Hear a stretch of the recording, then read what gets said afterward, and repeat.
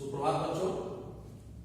जैसा कि पिछली क्लास में हमने आप लोगों को हिंदी के क्षितिज भाग 2 के पद्यखंड में सूर्यकांत त्रिपाठी निराला जी द्वारा लिखे गए उत्साह शीर्षक का जिक्र पिछली क्लास में किया था, जिस शीर्षक के अंतर्गत कवि बादलों के बहाने भारतीयों के जन जन में क्रांति का संदेश दे रहा है।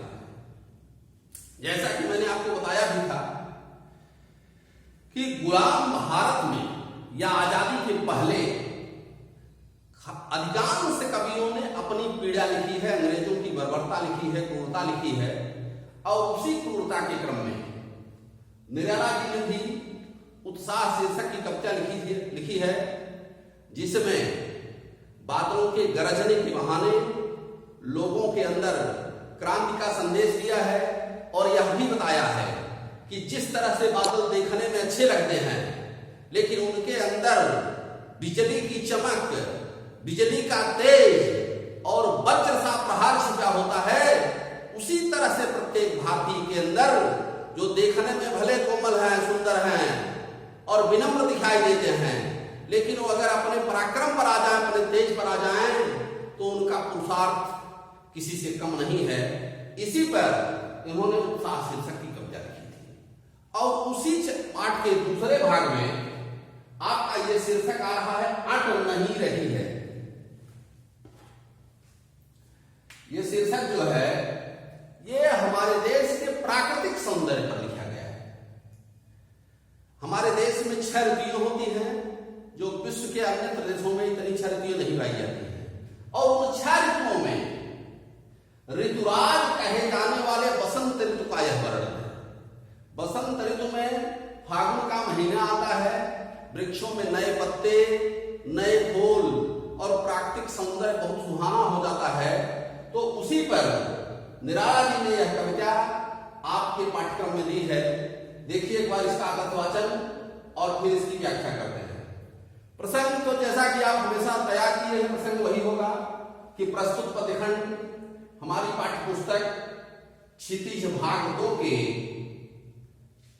अट नहीं रही है शीर्षक से अवतरित है, जिसके रचयिता हिंदी साहित्य के प्रमुख कवि सूर्यकांत त्रिपाठी निराला जी हैं। इनके जन्म और मृत्यु का भी उल्लेख है। जन्म 1899 ईस्वी में और मृत्यु 1961 ईस्वी में हुई। ये कविता लगभग ये समझिए कि 19वीं शताब्दी के पूर्वार्ध में लिखी गई है। हमारे देश के प्राकृतिक सौंदर्य पर निराला जी ने इस कविता को लिखा है। एक बार आप स्वाचन देखते हैं, फिर इसकी व्याख्या पर आते हैं। अट नहीं रही है आभा फागुन की, तन सट नहीं रही है। कहीं सांस लेते हो, घर घर भर देते हो, उड़ने को नभ में तुम पर पर कर देते हो। आंख हटाता हूं तो हट नहीं रही है। पत्तों से लगी डाल, कहीं हरी कहीं लाल, कहीं पड़ी है उल में मंद गंध पुष्पमाल।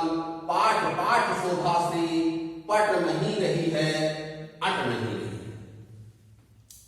इस कविता के माध्यम से कवि हमारे देश के बसंत ऋतु में आने वाले फागुन के महीने के प्राकृतिक सौंदर्य का वर्णन किया है।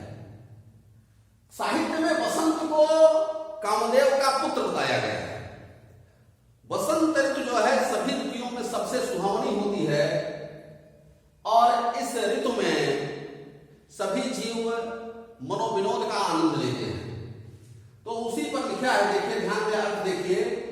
अट नहीं रही है, अटना माने समाना।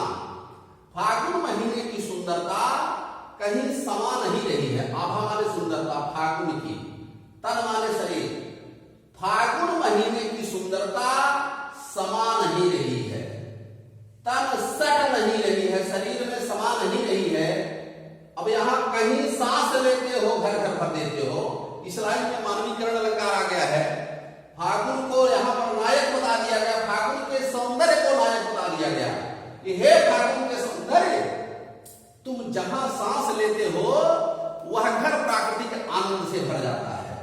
उड़ने को नभ में तुम पर पर कर देते हो। पर माने पंख,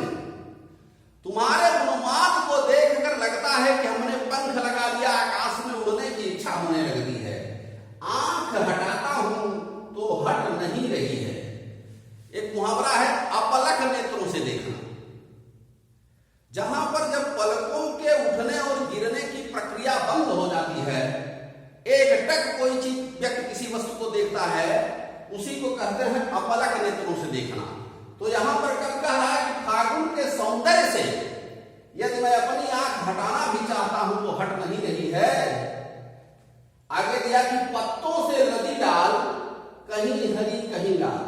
बसंत ऋतु में सभी वृक्षों में नए पत्ते आ जाते हैं, तो जो कुछ पुराने हैं वो हरे हैं और जो एकदम से नए हैं वो लाल पत्ते दिखाई देते हैं। उसी को कहा है कि वृक्षों की डालियां पत्तों से लद गई हैं, कहीं पत्ते हरे हैं तो कहीं लाल दिखाई दे रहे हैं। कहीं पड़ी है उर में फागुन रूपी नायक के हृदय में, उर माने हृदय, मंद गंध पुष्पमाल। कहीं नायक के हृदय में धीरे धीरे गंध को बिखेरने वाली फूलों की माला भी पड़ी है, अर्थात बहुत से वृक्षों में फूलों का आगमन भी हो गया है। पाट पाट शोभा से पट नहीं रही। पाट पाट माने स्थान स्थान पर, जगह जगह पर प्राकृतिक सौंदर्य इतना अधिक है कि स्थान स्थान पर इसकी सुंदरता समा नहीं रही है। फागुन की जो शोभा है वह अट नहीं रही है, समा नहीं रही है।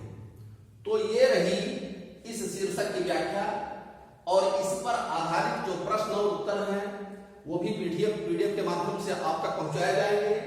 सभी छात्र इसका विधिवत वीडियो का अध्ययन करेंगे और पुनः अपनी फेयर नोटबुक पर पीडीएफ में जो इसका प्रश्न उत्तर भेजा जाएगा उसे साफ साफ लिखेंगे।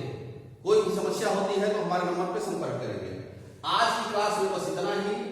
आगे की क्लास में अगले चैप्टर के साथ हम पुनः आपसे मिलेंगे। तब तक के लिए धन्यवाद।